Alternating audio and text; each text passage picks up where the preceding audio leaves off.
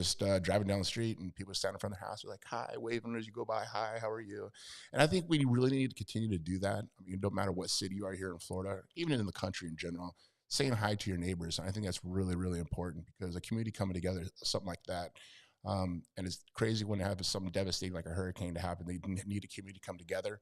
I think it should just be every day, love that neighbor. I think that's really important. Mm-hmm. And you're involved in high school coaching and wrestling, right? Yep. I'm starting my third year at Becker High School. I started 2 years ago. My boys are freshmen. I walked into the wrestling practice, and Coach Kasia, she's a judo national champ from Poland, and she's a teacher there, and they needed a wrestling coach. So she filled in the shoes, and when I came in for practice, and she knew who I was because my two boys, Jesse and Journey, and they're like, your father's Tito Ortiz. Can he come into one of the practices?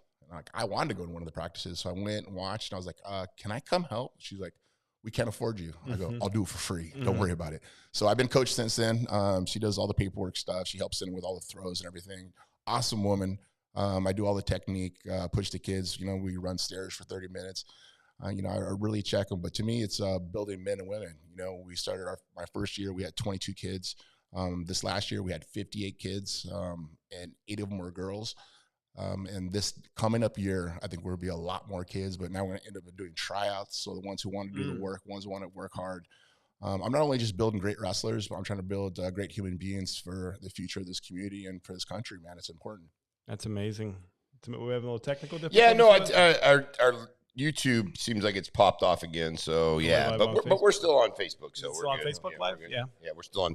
It stopped for a minute, but I think it's back on. Right, we're back on Facebook. And then Pat wanted the number. Yeah, I get Pat the number. He's calling in. Dearborn. Patrick Dearborn's calling in. Mayor of Freedom Town, USA, Patrick Dearborn. Hey, do we have the luxury of talking to Mayor of Freedom Town, USA, Patrick Dearborn? Are you on? I'm on, guys. How are you, man? Happy pre-Independence Day. Happy pre-birthday for the greatest country, one nation under God. How y'all doing? Land of the free, home of the brave. God bless. Doing well. How you doing there, Patrick? Right. You got the I'm good, man. Sorry for the late call in. Just got a little jammed up. Thanks. Just went to dinner. I'm blessed to be hanging out with our common sense U.S. Army veteran, law enforcement retired, like Tim Jarrett, Dan Cowell, man, commissioner. So he's now on the phone. He's telling to his grandson, but he told me to tell you all hi and God bless Freedom Town, USA, and thanks y'all for having us on the show. Absolutely. Thanks for calling in, Pat. Hey, one thing I've seen the last couple of days is a few fireworks, some tragedies going on. You guys be careful out there. Now, you are the fire commissioner. Keep things under check up there in the mountains, okay? I got a real simple message. Stacey, I got a real simple public announcement for all the idiots out there. You ready? Tune in. This is for your listeners. Don't be a retard, okay? Common sense prevails. Don't play with matches if you can't even freaking drive a car, okay? Just leave it alone. Let the professionals do it. Go downtown Naples, watch the fireworks, everything. Go up to Cape Coral, set off some fireworks outside Tito's Cantina. Grab yourself some of the best damn Mexican food in the freaking country. And while you're at it, somebody knock a cigarette out of conservative aunt's hand because smoking kills. Yes, I agree. Next question. Yeah. How much does Pat Dearborn spend on fireworks? Look, it's somewhere No. between 1,000 and I don't need a political answer. How much does under 10,000? Under 10. Okay. So you go pretty heavy. We went heavy. How many mortars do you get? You know I'm from outside D.C. I grew up on the streets. We go heavy or you go home. Now, what's your favorite one? Which one do you like the best? Bottle rocket. And do you run or do you hold them? We got one called the Tito Ortiz, man. It's the biggest, baddest, ugliest looking freaking firework you've ever seen in your life. It weighs about 800 pounds. It's mean. It's nasty. And arguably, it's the greatest firework ever created by man. So you're just talking about the size of my head. So, all right, cool. That's awesome. Patrick Dearborn's got a fascination with head sizes because we did Mount Rushmore for guys, and Pat put you and Tim on there, and he was admiring the size of your guys' heads. Yeah, I got him. So he's a big head guy. Pause. Listen, all joking aside, Tito knows, man. Listen, I love Tito not for everything he did with the UFC. He's a fucking legend. And I'm plugged in with Dana and those guys now. And I'm still going to patch that up, man. Tito's, they're going to have a statue of Tito at the UFC headquarters in Vegas before I'm done. I'm being dead serious. That being said, if you got that done, Patrick, I would owe you for life. Pat's going to broker this peace deal between Dana White. Tito, you don't ever. I'm going to broker it. I'm the Donald Trump of brokering deals between Tito and freaking Dana. If you make that happen, brother, I mean, I already love you anyways, but I owe you for. But why I love Tito Ortiz and why he's on my Mount Rushmore is him and his wife fucking stood up. I love people with balls that risked it all. They left the home state of California. I just love that story during COVID. I mean, you know how Alfie, what we all went through here. What Tito went through, what I went through, we went through in Cuyahoga County pales in comparison. That guy uprooted his family and came, and he didn't come to the Tito could have afforded to freaking be in Port Royal. Tito could have afforded to be in Naples. He chose Cape Coral, man. He is for the people. I'm not just bullshitting you. That guy is for the people. He sweats. He hustles. I see him raising his boys. I see him coaching. You know, I love coaching, man, and encouraging young men. That guy's a freaking encourager of the next generation, not just his sons. I've met both his sons. He's raised them right, him and his wife. I'm just proud to know the guy. I'm being dead serious. Thank you. I would never want to get in a fight. I would never want to get in a fight with that guy. Nobody would. But he's all heart. Yes, sir. He's all heart. We're so blessed to have him down here in Freedom Town, USA. I'm serious. Yes, God bless. No, it's awesome, man. It's great that he's here with us, and you're on the line too, Patrick. At least we got Pat on the line. And let me tell you something. If anyone could make that happen, it's Patrick Dearborn, because that guy's got some juice. If he can make it happen, you know, Pause. there's blue moons. You know what's wild is I like Tito. I like Tito so much. We never even talked UFC. I've actually just recently been sending him. I was just there again at 317 front row, and I'm just sending stuff because. And Gary Becker is the guy. So Gary, you know, he's does a lot of other stuff. He's so generous. He and I have had talks because Gary's a big fan of Tito. And Gary, obviously, as Dana White says, saved Dana White's life. So Dana likes Gary a lot. And it's not going to be Pat Dearborn, but Pat Dearborn's is going to be able to hopefully, God willing, be able to get Gary Becker to get Dana. And the four of us are going to sit down. And I plan on making that happen because you can't have the NFL Hall of Fame without Dick Butkus. You can't have the NFL Hall of Fame without Walter Payton. So if there was ever a blow-up, you can't have the Major League Baseball Hall of Fame without Pete fucking Rose, excuse my language. So you've got to have Tito Ortiz in the UFC. He's got to be there front and center 1,000%. Because he helped make that league. There's a lot of other fighters that did too. We're going to get a splash. And we're going to get a splash. Chickabee Clark writes in, Tito's got big balls, but Patrick Dearborn has the biggest balls of them all. I think there's a song. Wow. AC/DC. Wow. Who's she been talking to? I don't know. What? She was probably at the pool party. I wasn't going to say it. I wasn't going to say it. Hey, since you brought it up. Tito, was that a good pool party? Let's talk about it. Was a pretty good pool party. And it was raining. Thank God we had some over our heads. It was a good thing it was, though. Yeah, it was fun. It was a good time. God was watching over. It was fun. There were a lot of big cojones swinging at that party. What's that? What did he say? A lot of big cojones. There were a lot of big cojones swinging at that party. Yeah, apparently women were wearing swimsuits too, which I guess is not suitable for. Pat. I think next month, I think we're going to do another one. What do you think, Pat? Pause. Wow. Let me think on that and talk to my attorney and talk to my therapist. Okay. And talk to my priest. It wasn't that bad. Jeez. Unless it got crazy after I left. Because I left, it wasn't that bad. Well, that's what we were saying. There was some words that people thought it was. And I said, that must have been a different party than I was at. Yeah. It was fun. I thought it was a lot of fun. It's a beautiful establishment. Listen, haters gonna hate. You guys are doing great things, and we bring in big crowds. Yeah. And I love who our circle is, man. Our circle is growing. We're going to have more and more patriots all the time. Yeah. Common sense people, man. We all believe in God. We all believe in Jesus. We're followers of Christ. Doesn't mean we're perfect. Doesn't mean we don't get in trouble all the time or do dumb stuff. But, man, we're believers. And I'm just telling you again, it ain't about us, man. It's about the next generation. So hopefully, and I just saw you all were just at Laley High School with Patrick, man, inspiring young men saying, look, I made mistakes. Tito Ortiz does it all the time. Conservative Ant is getting a groundswell of the next generation of young Republicans because, dude, again, we're not going to win this war with us. It's got to be Tito's sons. It's got to be my son, my grandkids, your all's grandkids. It's got to be the kids at Laley that you inspired, Pat, when you talk to them. And it's not about being Republican or Democrat. It's about being pro-American, pro-God, pro-Jesus, and pro-common sense, man. That's what it's all about. If we do that, we're going to win this war single-handedly, no doubt about it. we're in the walks of making it happen already. So we just got to continue to do it and bring it down to our youths. That's important. And I know both of you gentlemen. I love you guys, man. I'm so thankful for calling this show. It's a big show. I'm sorry I'm not watching because we're at dinner right now. But I know the show's going to be huge with Conservative and Tito, man. So God bless all you guys. I mean, and Pat and Tim. Thank you. Love you, boy. Happy 4th. Say hi to Lauren and Dan, please. You mark my words, a year from now, 2 years from now, and Tito knows this show is going to get so big, and we're going to say we knew you then. So stay humble and keep doing what you're doing, man. Well, and you're a big part of that. You're always helping us and promoting any way you can. So thank you, Pat, for everything you do. Love you, brother. Thank you. Right, thank you, brother. Be safe up there. Thank you. Thank you. God bless you. Great day, brother. Yeah. Does he get a lot of energy? Oh. Yeah, no, he's a good guy. He's like that. And he's like that 4:30 in the morning.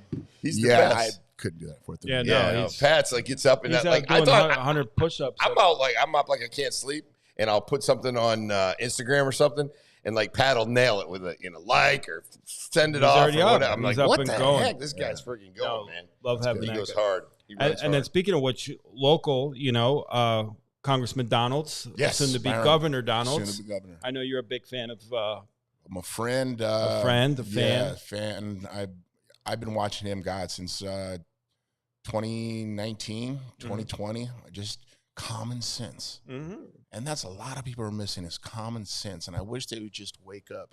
I was just saying this earlier on my live on my Instagram. Of course, you could follow me. It's Tito Ortiz IG. I asked my wife, are people really this ignorant and dumb? But it's not the fact that they're ignorant or dumb. It's the fact that they don't want to be wrong. And that's what is just confusing to me. It's just, if you're wrong, say you're wrong. It's okay. You're still accepted in our group. It don't matter. It's not like we're going to hate on you. Because I think that's what the Republican Party doesn't do is they don't hate on people. But on the other side, they hate. And it's like, why? Why waste your time doing that? Life's too short to hate. I mean, love thy neighbor. It's important. Making sure to treat people the way you want to be treated. And that's why I kept, my motto of life, treat people the way I want to be treated. Absolutely. That's important to me.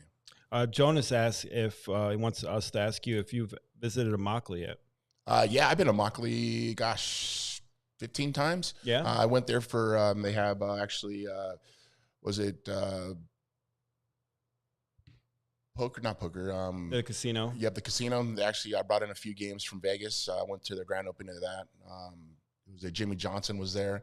So it was a good time. And then I went back a few other times because it's only 50 minutes from my house. So I love to play blackjack. That's like one of my little hiccups. So Jonas would say, and I know people from Immokalee would say, have you been to Immokalee, though? Like Immokalee. The Mexican restaurant there. Yeah, El Taquito's, phenomenal. Yeah. Lozano's. Yeah, there's some good places there.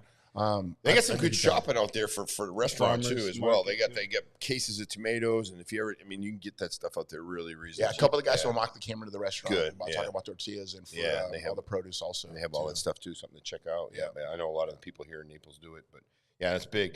Tito, I'm gonna play a little video, just a little highlight reel of you whipping some butt. There's a lot of those out there. I kind of want to. Yeah, there's a few of them out there. I just want to make sure I got it. You knocked out a few people in your day. Yeah, I've done my work. 25-year career is a long career. Yeah, and but to me it was for fun in the beginning, and then it was about making money, and then it was about surviving and supporting my family, supporting my kids. Make sure I got it up here. It's been a tough realm to be in, and to continue doing it at the level that I was doing it with the injuries I had. But once again, it was a challenge from God, and I accepted it, and I worked my butt off. I showed what hard work can achieve. I've been able to earn the American dream. I'm very fortunate, and that's through hard work and dedication and being an honest man, and having integrity for myself. Let me go ahead, Pat. Just keep going. I'm just going to get a video. If you could spar with any celebrity, who would it be? The Rock. The Rock? Yeah, I would love to spar with The Rock. That'd be awesome. Okay. Would you let your kids, I probably know the answer to this, but become professional? If they want to, yes, I would support them. Do I want them to? No, just because I know how hard the work is, how the political side of it is very bad also. Do you want to get into the UFC and the political side? I know Pat's working on, the Dana White thing, and I know you've let go of the past with Dana White. Yeah. And that's one of the things. I don't want to rehash it. No, it's cool. I like talking about it because, and I care about Dana. I appreciate what he's done for me. I appreciate what Lorenzo and Frank Fertitta has done for me. I've learned a lot through my career. I've made a lot of bad mistakes, a lot of bad choices. But once again, I have a circle around me that didn't look out for my best interests, and I should have listened to Dana a little more. But I'm a very stubborn person sometimes. And me and Dana were really close friends. I did a lot of things for him. He did a lot of things for me. But we were just like two pit bulls in a room. And when you're two male pit bulls, you kind of battle for the same reasons. Sure. And I say shame on myself for some of the things I did, but at the same time, I got to have integrity for myself. I defended for myself at that time. That's what I thought was right. Mm-hmm. But as I look back on it, there's a couple of things I probably shouldn't have done. But I don't know, man. I'm a stubborn guy. I'm very stubborn. But now, as I've grown up, I got. I'm the same way. But what you just keyword. Being able to admit I made a mistake or I wasn't certain, that's what people lack so much. Like you own up to, okay, maybe I made a mistake. Maybe it was me. And you learn from it. When's the last time you've spoken to Dana White? Last time I spoke to Dana White was before I fought Chuck Liddell the last time. Wow. Oh, that's 2017. You guys never crossed paths anywhere? No, we haven't. Really? No, we haven't. That was the last time. I believe it was at XS. He had a table. I went over to say hello to him. And he was supporting me in Chuck's fight. Like they had us face off at the Hall of Fame thing for the UFC. And I thought they're going to promote it and so forth. And I think I kind of rubbed him wrong. And once again, it's my stubbornness and my cockiness or my confidence that saying I'm going to knock Chuck out. And he didn't like that. Because Chuck and him are close friends, which I get. And me and Chuck kind of hashed things out after that. It was all over. Yeah. But Dana just, he had it out for me. And I'm like, I get it. I understand. I said some stupid things I probably shouldn't have said. But at the same time, but I mean, if you say that, Conor McGregor's done and said a lot of stupid stuff too, and it seems like done Dana White's things 50 times worse than you, and Dana White seems to be but okay with probably that. at a different time, and then like you said, we didn't have social media back then. If we had social media back then, I would have made hundreds of millions of also. But we didn't have social media back then. But congratulations to Conor, man. He's a great businessman, smart businessman. He has a good team around him. Congratulations to him. I don't want to kick anybody when they're down at all. I want every one of the fighters to be successful in this life of fighting because it's the most loneliest sport in the world, and people don't understand that unless you're a fighter. You got to get up and you got to run, you got to wrestle, you got to do jiu-jitsu, you got to kickbox, you got to spar, you got to weight train, and you're doing that every single day for 5 days a week, even 6 days a week sometimes, for 4 to 5 months at a time. It's mentally challenging and it's physically challenging. And when it's time for you to compete inside a cage against another person, there's nobody else around you. It's just you. And you got to make sure every rock unturned behind you. And I think that's one of the hardest things to people understand. They can sit there and talk and say, oh, that guy's horrible. He's afraid to fight that guy. Those are the guys that have never sacrificed anything to be in the ring. And understand, those are the keyboard warriors that can talk smack. And they do it all the time on my social media at Tito Ortiz IG on Instagram. I see them. I watch and see them. I'm like, it doesn't bother me because the best thing is I can push the block button if I wanted to. But sometimes I'll go back and forth with a guy, and it's just things that I've done through my career of 25 years. I said some stupid things on interviews, and people kind of point it out all the time. It's like, okay, cool. Have you ever had an opportunity to speak in the manner that I've had, or have an opportunity say amongst millions of people watching and be on point every single time? No, hell no. But they point out every little small thing. But it's fine. It's okay. I don't let that get to me. It's just one of those things I laugh about it, and I'm just like, cool. I agree to it. They're watching. They're giving you views. Yeah, they do. There's a picture of me and Johnny Bones Jones at the last bare knuckle or Dirty Box fight that Mike Perry puts on, and John Jones, and I took a picture, or someone took a picture of me and John Jones facing off next to each other. And we're just talking about old times and so forth. And I look so much bigger than John in my head. Of course, I got a big head. And people ever point out, oh, look how huge that guy's head is. He must have been taking growth hormone his whole life. And I was like, buddy, I've never touched any of that shit before, ever. Believe me, if I ever did, UFC would have caught me hands down super fast. They would have made an example out of you. They would have made an example at me. And they always tested me. They tested me 3-4 times before a fight. But once again, it's just funny because I see people and I'm just like, why don't you look in the mirror sometimes and you question yourself? If you're questioning somebody's the way they look and you have a problem with it, maybe you got a problem with yourself deep down. And that's what it is. And that's exactly what it is. They're projecting their insecurities on someone else. Exactly. So. And I laugh about it. Yeah, absolutely. It's crazy. We in a smaller level down here where we're at, it's kind of interesting because people kind of watch us and we don't really realize that. But let me ask you this question. When was the very first time you're like, holy shit, like I'm I'm Tito. When I go places, people start recognizing me, starting to see me. What did that feel like? I mean, does it still sink in sometimes? Yeah. Well, to me, it's everyday life. I think when I defended my first world title in Las Vegas, that's when it really hit. Like the next day, you wake up and you're like, holy crap. I think the weigh-ins before the weigh-ins, there was, 15,000 people. It's just interesting. It's just crazy. It's surreal. I don't know. As a kid growing up, I always had little dreams, little things of being in the situations that I've had through my career. And I don't know if it was God setting me up to expect what's going to happen in the future, but I knew I was going to do it when I was young. I knew I was going to be something special. And I remember telling my mom, I go, Mom, one day you're going to see Tito Ortiz on the marquee in front of a casino, and you're going to see this one day.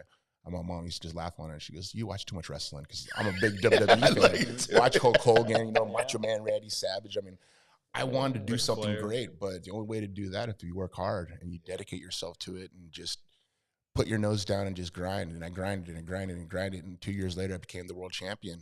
And I think the biggest time where I really noticed the celebrity, as they say, was after doing The Ultimate Fighter with Ken Shamrock, 2006.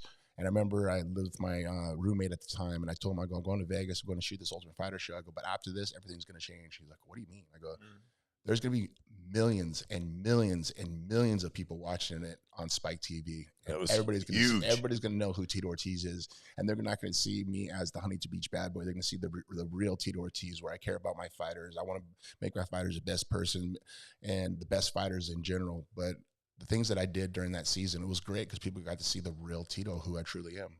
Yeah, that's great. That's Who would you put on the Mount Rushmore for UFC guys?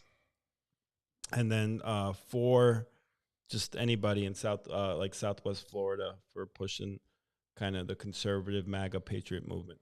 So we'll go UFC first. UFC first. Hoist Gracie, John Jones, GSP, and I'd say Anderson Silva. Oh, okay. Yeah, you know what? I would like to put myself on there just because so much other stuff that I did. Like I was one of the first UFC fighters to go over to Iraq for the USO. I had 6 trips. I was the first person to be on mainstream television with the Celebrity Apprentice. I did so much other stuff to bring notoriety to UFC at that time. I remember going on trips with Dana across the United States to help promote the UFC for free. It was just so much other stuff that I did as being a coach at high schools, helping at high schools, helping with the youths. Still doing it. And still doing it. But at the same time, never failing drug test, always made sure I was clean, always made sure I did the right thing, never broke the law, never did stupid stuff, until I got older, of course, make a little small mistakes. But the things that I learned, I never made a mistake twice. But I couldn't put myself on the Mount Rushmore of UFC as just a fighter. If it was a person in general of UFC as fighters, I'd put myself on there. It'd be me, Hoist, Randy Couture, Chuck Liddell. I think us four would be the top of it. But if it wasn't for Hoist Gracie, UFC wouldn't be where it is today. And then what about for Southwest Florida? Southwest Florida, gosh. Patrick Dearborn. Got you, Byron Donald. Of course, our governor right now. Carmine up on there? No, Southwest Florida. Southwest Florida. Just Southwest Florida. Yeah. I'd put Carmine on there. I know people have some things to say about Carmine, but they don't know what type of person he is. I know personally. Yeah, he's an awesome guy. I'd say conservative. He's awesome. He got here and he just hit the floor running. Yeah, man. He's doing awesome. And I can't add myself to it because that's kind of just. I got to be humble about it. Hey, I want to run this. A couple of these to get me pumped up a little bit. I did give credit on here, so if we get flagged or strike us, don't do it. We just kind of want to get a little play, but they're real quick. The fires. You remember it very well. Here, Tito's got to be diligent. Make those shots count. He slides Shamrock. Nice elbows. Herb Dean walks in. And it is all over. I'm not sure why Herb. When you see these, you put yourself right back there. Trying to choke him out. Can Tito win this fight? That's a solid guillotine like that is deep. Trying to choke him out. It's all over. You did it. Tito Ortiz. Huge victory for Tito Ortiz. His first win since October of 2006 with his back against the wall. After losing from fight. Real quick though, what was it like jumping on that on that fence? You remember it right now? Yes, the energy was Take me back through, to that. the energy was through the roof. It's like going on the most exciting roller coaster you could ever be on, and jumping, and have nothing underneath you where you're gonna fall, but you don't have that fear at all. There's no fear. Look at him up there.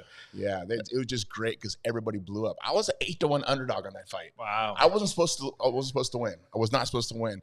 But at that time, And that makes it so much better. it made it because I was going through some personal stuff at the time with my ex, Jenna Jameson, and it was just I was so in a toxic relationship, and I was in a 5-fight career or a 5-fight losing streak at that time. Right. And I cut her off completely. It was 8 weeks living in the same household, sleeping in the same house. I didn't talk to her. I didn't do anything. I made sure my kids are at school in the morning. I made sure I picked them up for after school. I made sure I fed them and I'd go train. That was my thing for 8 weeks. And I remember leaving and I was like, you know what? I can't be a part of this right now. I need to focus on our family. This fight is, and I had 4 fights still ahead of me. If I would have lost that fight, I would have lost my 4-fight contract. And it's a very substantial amount of money. Yeah. Mm-hmm. And if I would have lost, and I remember just telling her, don't talk to me. Leave me alone. Let me focus on this. And I focused on it. And actually, that was when me and Amber started talking before this win, I believe. And we just had conversations a few times. And she was an awesome woman. And this was going back 2011. God, that's a long time ago. Everything changed in my life at that time. And understand how positivity can change a person's life. And positivity changed my life so much that negative was engulfing my whole life, my family, my brain, my mind, just my heart. Everything that I went through was being engulfed by negativity. Mm-hmm. And once I hashed it out and I canceled it out completely, life changed. And life has been grand since. That's crazy. So I think personally, and I don't know your situation at that time, but those distractions definitely impacted your career. 100%. 100%. I was being selfish. And I was trying to fix my mom. That was what it came down to. I talked to my therapist. I had to do therapy after that when I took full custody of my children. And I remember, and it kind of broke my heart. Not broke my heart. It kind of just hit right at home with me. My therapist, he told me, he goes, Tito, you can't save your mom. And this is after having conversations I had 6 weeks or 6 months of counseling with him. He goes, you can't save your mom. I was like, huh. That hit hard as hell to me. It hit hard because I'm a people saver. I try to save people. Fix things. And he told me, he goes, stop trying to save people. He goes, find someone to save you. And that's when me and Amber started hanging out. I found someone to save me. We've been together now for 13 years. And God sent me an angel, as I say, man. I'm very, very thankful. And I'm a knucklehead guy. I do some stupid shit sometimes, and I apologize to her when I do stupid shit. But at the same time, I'm a man. I make mistakes. I try to learn from the mistakes. And she supports me no matter what. Me and her, we're soul partners, and it's great to have a strong backbone of a woman like her. She treats my children like her own children, and they're a mom to her. They never missed that mom figure because of Amber. Amber is a one-of-a-kind woman. Like I say, her parents did an amazing job. Her father, Scott, and her mother did probably one of the greatest jobs with a woman because they're separated. But just to raise a woman like that, how she is at home, house is clean, everything's always nice, everything's always in order. She has a little ADHD, but it's okay. I think that's not always a bad thing necessarily. No, it's bad thing. She comes after you. She always supports me. Whenever I have problems, she always asks me, how am I doing? And I do the same thing too. I always tell her how beautiful she is every single day. Yeah, she's very important. And I'm fortunate, man. That was one of those things that changed my life. And it's nice to have that positive spouse, that positive reinforcement in life where you can come home to happiness. And everybody needs that in life. It's amazing. And the little things like that. How are you doing? That's how and just tell her that you love her. Anybody who's listening, your viewers, and you're married or a girlfriend, just tell them you love them. Give them a hug out of nowhere. That's like the best thing ever. Mm-hmm. Get them flowers out of nowhere. That's like the things to actually solidify a relationship, And there's a couple things that make sure that me and her don't do is we don't go to bed mad at each other, which we've been together for 13 years, and we probably had a fight for maybe 20 minutes, the longest. It's just one of those things. We're great companions towards each other, man. It's pretty damn lucky that I found someone like her. That's amazing. Yeah. And not to get too personal, how's Jenna, was she able to recover from her stuff? I don't have a clue. I haven't seen her in 13 years at all. I canceled it out of my life at all. You know, she couldn't fulfill what the courts asked, and the courts demanded this from her, and she just walked away completely. And when she walked away completely, it's been 13 years, and my boys don't know any difference. Mom is Amber. Amber's awesome. Like she and that's knows. Ant's, she's Ant's her work type. life. They're best friends. Yeah. He talks about it. Yeah, he loves her. Eric Green in the house. Eric Green in the house. But no, that's so good. Wait, I want to go back to those just to finish up that one. It's funny watching Tito watch those replays. You still get that. Yeah, those are great times in my life. I mean, being the world champion, I was someone that wasn't supposed to do it. I wasn't supposed to succeed in life. But I had a dream. I had something in my mind. Excuse me. Against the wall. I wanted to be the best. To me, I wanted to be the best. The only way to do that was to sacrifice my life, sacrifice everything to make it happen. Do you have any regrets about that? About fighting? Just making those sacrifices? Never. You missed out on anything in life? Yes. My son, Jacob, who's 24 now, is at Arizona State University. He's finishing his senior year. I miss the times when he was younger because me and my wife got a divorce.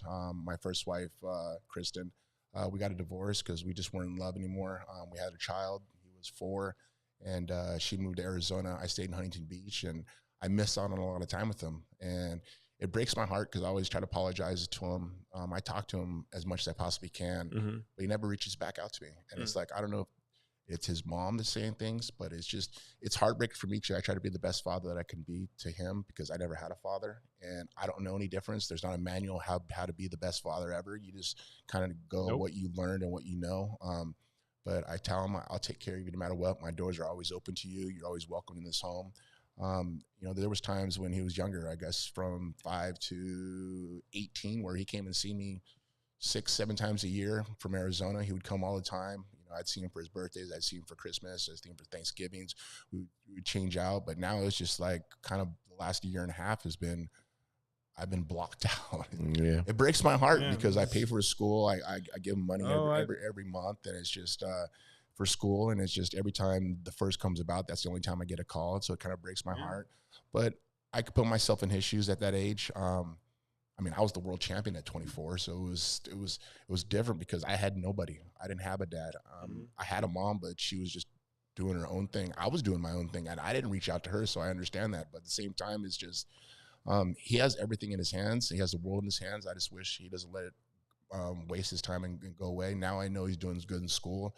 You know, he says he wants to be a CIA agent, and I talked to some people for the DOJ, and I was like, could you give my son a job as FBI? They're like, I think we can. So I texted him earlier today, and I was like, hey, would you like to be an FBI agent? He goes, I never thought of that, Dad. I was like, so I don't know. That's pretty good. Yeah, that's good. No, it'd be awesome. But I think that's the only thing, as we go back to the question, I think that's the only thing that I missed out on was my oldest son, Jacob. I missed out on a lot of time because I was being very selfish. And to me, it was just giving him everything that I never had. That was financial stability in life. But I think the mental and the love, affection as being a father and being there every single day, that's why I retired when I did for my sons, Jesse and Journey. I wanted to be there for them. I want to give them a hug and saying, I'm proud of you after school, you know, after practice, after their tournaments, when they lose or they win, saying, I'm still proud of you no matter what, and give them that hug because I was that child, you know, I didn't have a dad saying, give me a hug and say, I'm proud of you, you know, and wrestling in school and then in fighting and being the world champion. I didn't have that. That was my father that I missed, that I never had, and I want to make sure I never want to be that person. Yeah, and if it makes you feel any better, I was in law enforcement and I worked all the time. So my daughter has same situation. And then I got divorced, and then that stretch, and you were working to provide and do, and you thought at the time, and I think we all do when we're younger, hey, you gotta do what you gotta do so you can provide. Pay the bills. Yeah, pay the bills. But yeah, I want to finish this out real quick because he's got the head ripped up pretty hard. And that was my first title. It's over. Tito Ortiz used his fist. He used his minute 42. Long way to fly. It was worth. McCarthy's in. He's going to stop the fight. Tito Ortiz, the Huntington Beach Becker, has held on to his belt. By Ortiz, who rains down some elbows. And Ortiz popping away at the head of Albritton. Really? And now in the mount. He's got a good mount here. Legs have no defense. You dug him in there. He's absorbing this punishment. Look This for the kid referee had here to no step in. I think he's Oh, older. a left hand landed by Tito Ortiz. Oh, some This is bad my ones to first the face, and finally the corner. The corner throws in the towel. So the corner beat the referee stoppage, and that is You got your licks in there. But Pat, you still want? You said you want to take him on. I mean, you still There's some room here. I see we got mats. We got mats and everything. We got mats down here. Jared do anything for a like. No, maybe it'll go viral. You never know. It probably will, but I won't be able to walk again. So, no, it's funny. do you want to do a couple quick stories with Tito before we get? Yeah, nothing hard. Just No. a couple. Well, I just Well- gotta wait for some time. I just got a restaurant later tonight. I'm good with time. Well, I'm good there. with time. When you said nothing hard, there is one that always makes people cringe. Which one do you want to do, Pat? The Diddy one. The Diddy one. The Diddy one. I don't know. On this one. Well, that's Where is that one at? Is that back this way? It's, we're getting close. Yeah, I don't know where that one. I think you might probably pass. Did I pass it Yeah, already? passed it. Let's see. If Well, the verdict came down, Yeah, I on seen Diddy. that. and I want to get Eric's thoughts on it as we. Why is it not popping up? Go one more time, Tim. Sorry. Yeah, maybe I'm going a little bit fast, but I didn't see it. Maybe we popped it out. They might have. Yeah. Oh, there it Go is. There back, it is. go There it back, is. Yeah, yeah. there it is. Okay. Let's go ahead and let's just pop it up here real quick. Thoughts on this, and you don't have to. I have a lot of questions on it. Okay. If they have so much data, what happened to the videos? That's what I want to know. But I know Or that was there nothing on the videos? there was that he got innocent for the racketeering. That's correct, right? Right, the racketeering, the most serious sex trafficking one, right? So that's the question. So, but here's that's the what fine bothers line. me as a father. Okay, I don't care who's who or who does what. I don't care what people say about me, whatever. As a father, Mhm. if someone did that to my daughter or son, Did what though? what they're saying that Did- they did, the parties, whatever they Well, did, Freak offs. freak offs.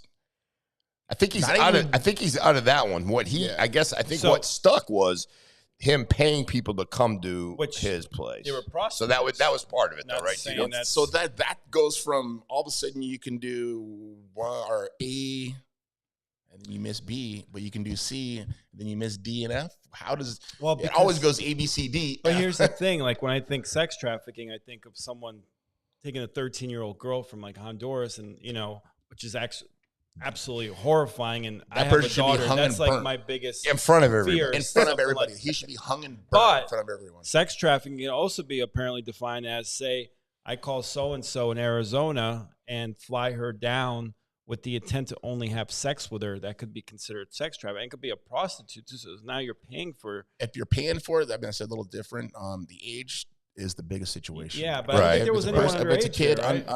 under 18, that's a huge problem. But once again, if he is innocent through all of it, at the end of the day, God will put him in his place. God's the that's who he's going to have to make the final judgment call with, right? Yeah, that's. At the end of the day, that's the only person. Have you ever that met can judge Diddy? him. No, I've never met Diddy.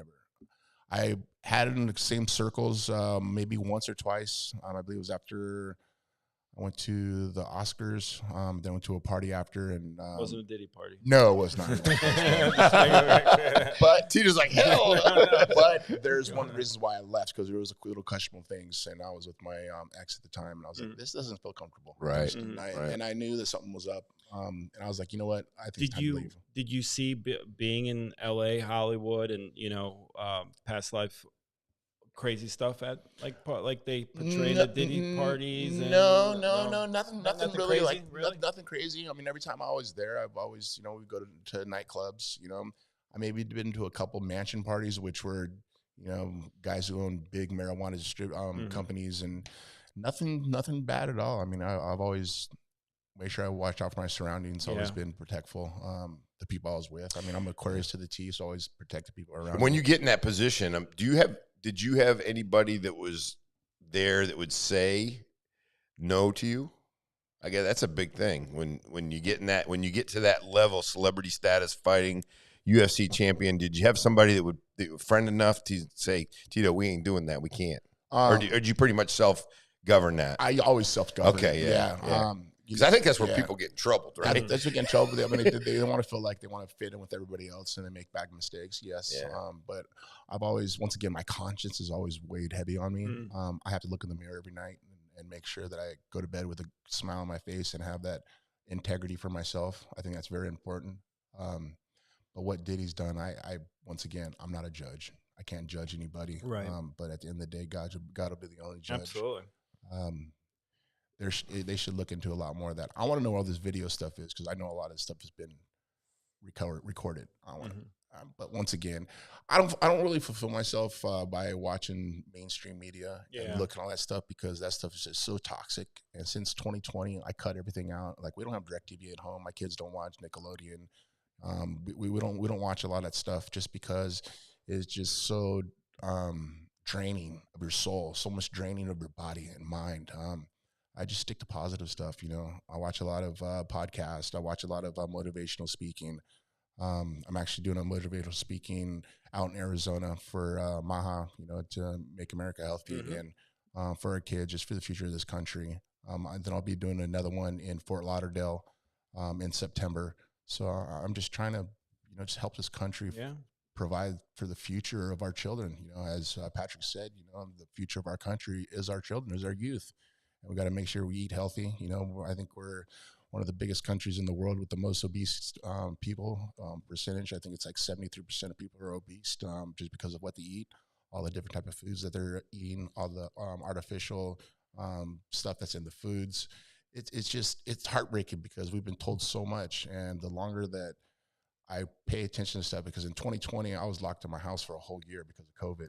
Yeah. And all I could do is just go online and just learn. And it's really heartbreaking to understand that through our whole lives, we've been lied through from our government. Our government's been lying to us. And once again, I'm not a conspiracy theorist or anything like that, but there's so much stuff that I'm a common sense person. I see common sense automatically of what's real, what's not. Right. So I sit there and I look at things. I'm like, that's just heartbreaking because then I see old movies and it was just like they shove it in our face to make it a movie to say that it's not true because that only happens in movies. That stuff's really happened. I mean, there's so many, I don't want to explain some things just because I don't want people to think I'm crazy because I'm not. I'm a very honest man. I just got to look in the mirror, like I say, every night and just be respectful for the people around me, my family, myself. And I'm a real dude. I'm a real dude who's been through hell and back, I've gone through stuff that people couldn't even imagine that I've gone through.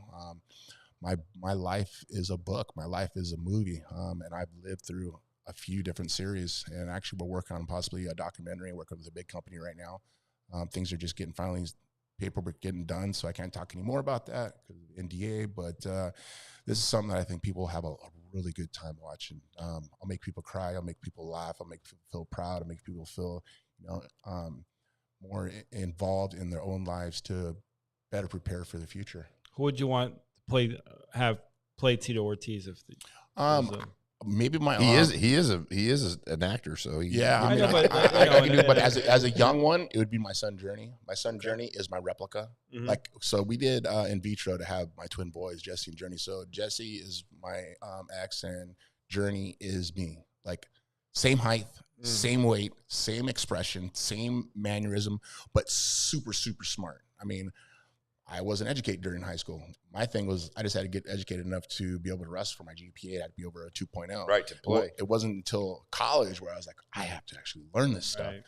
My kids are super smart. Like one of my kids, he's in calculus and he's a sophomore, going to be a junior. It's like they're super, super smart kids. Hey, Dad, will you help me with this work? Yeah. No. That's the biggest thing. I mean, from when they were in first grade, we would prepare them during the summertime, first grade, and the summertime would come, we'd make them do second grade workbooks. Right. And every day they'd have to do 10 pages. So third grade, they have to do fourth grade workbooks. So every year we prepared them for the next year. And so they're ahead of everybody already. Wow. I lost it about seventh grade math with my one daughter because I was like, I can't do that stuff. Like, get those calculus books. I'm like, I can't do that. Just timely thing right now. This is kind of fun. Did you see this one? Alaska wants to do start an Alcatraz with alligator Alcatraz, but bears. Bears. Bear Alcatraz. Big problem in Southwest Florida, bears. I don't know if you're aware of that, Tito. Yes. running around. So was this in This Alaska? This is like a propose or, Alaska. Yeah, that's some ideas. I mean, I surrounded by bears and. if they can do what DeSantis has done of making sure it's a quick turnaround on people. Did it you would see what's going on at Alligator Alcatraz? The flooding. The flooding. Yeah. Didn't think of that one. Yeah, It does rain in the summer. And yeah. That's once again, that was perfect timing because now they can see what they need to fix. Right. So I mean, Hey. it's trial and error. But that's how you look at things. Yes. You look at things like, okay, Yeah. we got a little diversity gotta adjust here. Let's You gotta figure out how we adjust. get up. Go to half and Versus adjust, like right? caving in. Most people will be laughing and joking and bailing out. You'd be like, okay, let's see how we can adjust. Well, this. now we need to make sure everything we have a sandbag around the whole sides. And Trust me, we have enough resources. We can figure it out. they'll right? figure it out super fast, I mean, 100%. they had that thing up and rolling. it was a week. Yeah, It was a week. and the thing about it is there's a lot of people, and I think it's and I'll give a shout out to our Indian population that have sacred grounds out there. But for the most part, that was a paved area. And they said, don't do anything. I know a lot of people got mad about it. Yeah. They were mad about it. But once again, it's temporary. Yeah, temporary. And listen, to fix a big problem. yeah, and they've got resources to be able to get rid of the sewage and waste, and of course, you can't Mother Nature with the rain, but they'll work through that. Yeah, they'll work there. It's trial and error. I mean, Yeah, especially first night. All right, guys, we're gonna issue canoes. You're gonna be going. Yeah. no, So- I seen a TikTok. It was like Mexicans actually figured out how to get out of alligator Alcatraz, and they tame the alligators. Now they're riding the alligators out. Taking them, they figured it out. And this is another thing for mainstream media, for all your viewers and listeners. When they say Mexicans, that's not who they're all capturing. It's not all Mexicans. Yeah, no. That's no. what people need to understand. And there's 30 million legal Mexicans who live in the United States, and we get bummed by it because we're getting rounded up to all the rest of the people who are from Israel, China, Afghanistan, all different countries that all come here and came over the southern border when Biden came through, or Biden was our president. But at the end of the day, it's not Mexicans. That's what people don't understand. The Mexicans who are here are all legal guys, man. It's just one of those things that all my friends who are Mexican are like, yeah, the hell with Trump, just because you want to keep us Mexicans out. That's not what it is. That is not what it is. It's the other people from other countries, the ones who are drug dealers, the ones who are children trafficking, the ones who are bringing drugs over the border. Those are the ones that we're trying to get out. we got Eric Green joining the fun. What's going on? How's it going? What's up, Eric? How you doing, man? I'm good. How you doing, man? It's good to see you. Yes, sir. You want to chime in, Eric? I know Eric, ex-NFL player, All-American at Virginia Tech. You were doing some combine drills here. I see you trying to get under the camera, trying to get underneath. Tim's running through the studio, and become a vocal conservative. Yes. Well, one, I want to say thank you for having me on, man. Walked in a bit emotional. Tito was talking about his son, man, and that hit me deep right there. Okay. I think that was real because I think that's one thing that we're lacking right now in this country, and it's. As a man, I can understand it kind of feels like a hypocrite in a way when you have a situation when you're trying to teach young men and trying to get the country going in the right direction, but then you also have a personal situation like that you're struggling with. I totally understand that, man. But my thing, I'll just tell you, man, just be consistent. Exactly. Consistent. Structure and consistency. Yeah, be consistent and have that door open for him and keep praying about, man, he'll come back. I hope. I love the kid so much, and he's so damn tough. He's a good-looking boy, blue eyes. He's like me with blue eyes, lighter complexion skin, but he super tough. He's 6'2", about 225 right now. He could take me down, which is a big problem, but he's been able to take me down since he's been 18 years old, and he's a stud. And he's a smart kid. He's at Arizona State University. He's a good, well-mannered kid. My ex-wife did an amazing job with him. I pray every day that he just gets to come back a little more and just kind of either forgive me or understand that where I'm coming from, that what I had to get through to make sure that he was able to go through college would have no financial worries at all. No financial worries, period, of rent, food, anything. And I'm able to do that just because I sacrificed so much time to make sure his future was secure. Yeah, for sure. And I get that too, man. It's like now people say, "What are you doing now, man?" I'm like, "Man, I'm being a full-time dad." Mm-hmm.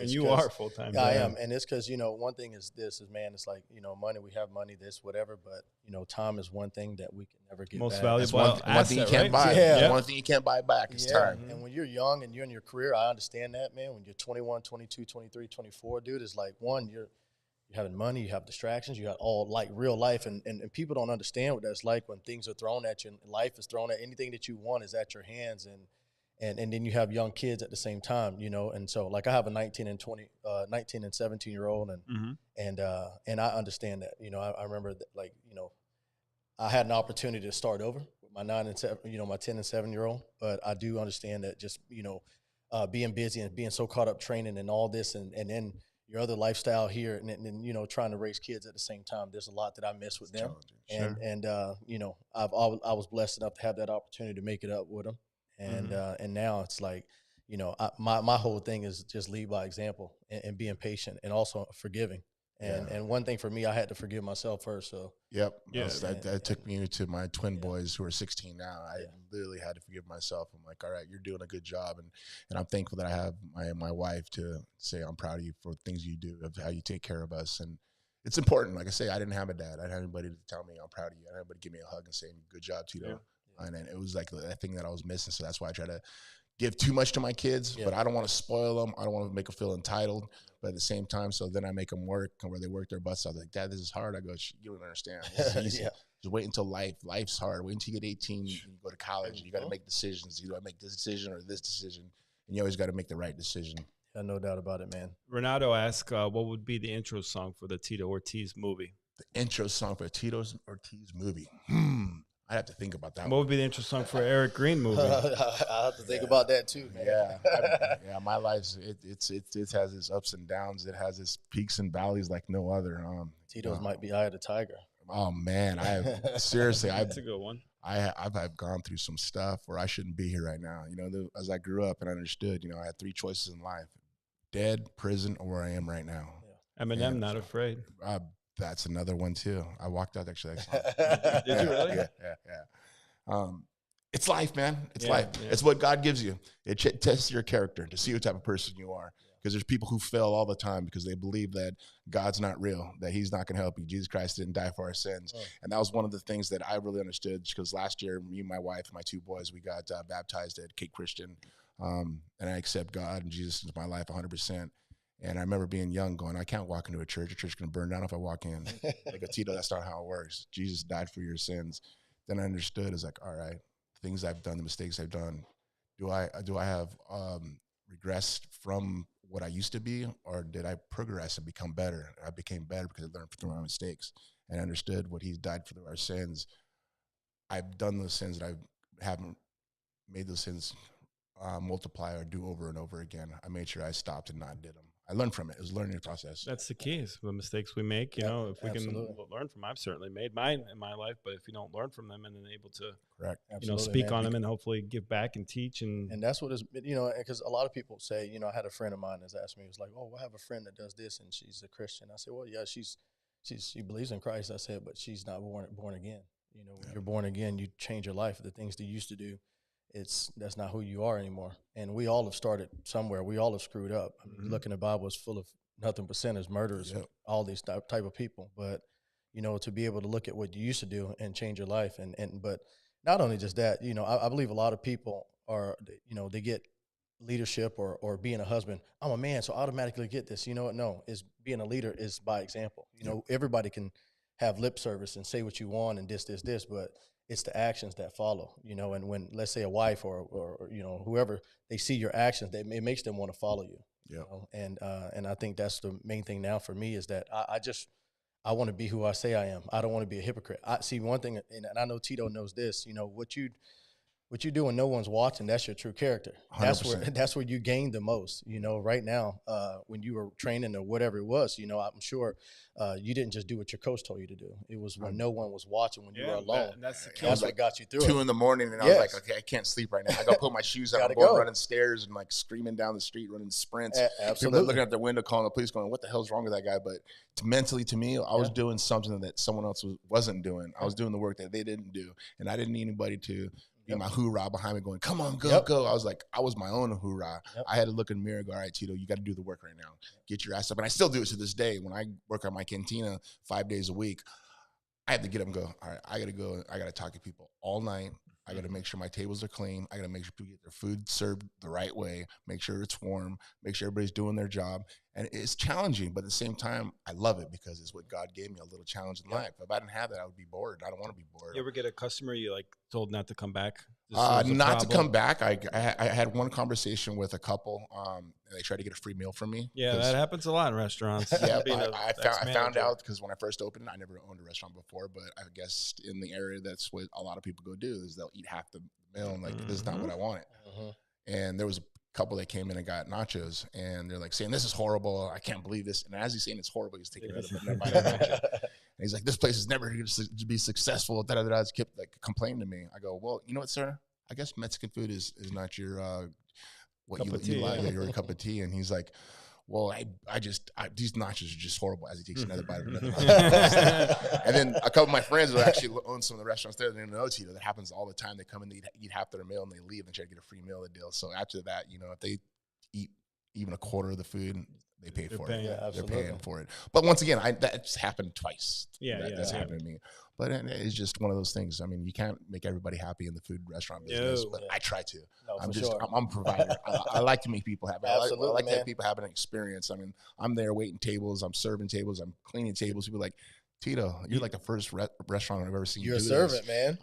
I'm serving you. You're my guest. I want you guys to feel at home at Tito's Cantina. This is important to me. They're like, I respect that. So that's why they keep coming back, which I'm thankful. Be honest, how long did it take you to learn the table numbers? About 5 months. It's on the hardest part of the restaurant. Yeah. And then I just started had to count backwards, then count forwards, and count backwards. And all of a sudden, we got rid of one table, and then I was like, all right. But then we have the bar area where on the left side it goes in the restaurant 1 through 9, and then in the front there's 1 through 5, and then on the right side there's 1 through 18, and it's like, okay. I'm literally going 1, 2, 3, 4, 5. I catch myself still doing it now. It's been a year and a half, and I still catch myself doing little small problems like that. But once again, I have so much other stuff going on. I'm doing motivational speaking, doing signings, doing appearances.